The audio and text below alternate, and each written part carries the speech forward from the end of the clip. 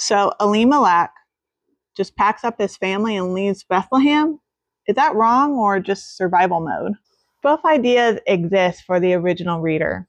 On one hand, famine meant hunger, but for the Israelites, famine also meant spiritual warning.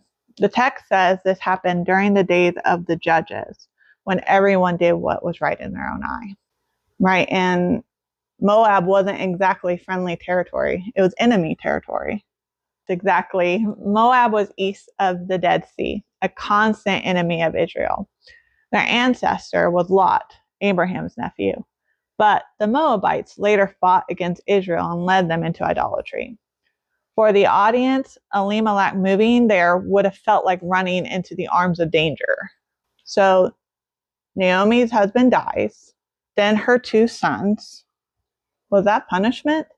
Commentators wrestle with that actually. Some, like Matthew Henry, think leaving God's land for Moab showed a lack of faith. Others see it just as tragedy, like unraveling in a broken world. Either way, the point is that Naomi's left with nothing. No husband, no son, no security. But famine and migration sound familiar. Yeah, it does sound familiar, doesn't it? What comes to mind? Abraham, Isaac, Jacob, they all faced famine and left home temporarily, right? Yeah, exactly. And there's many, many more that we didn't bring up today. But in every one of those stories, God eventually brings his people back and restores them.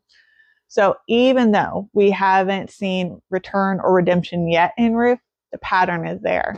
And the audience would already be expecting God to move because that's what he's done before. So right now, it just ends in emptiness.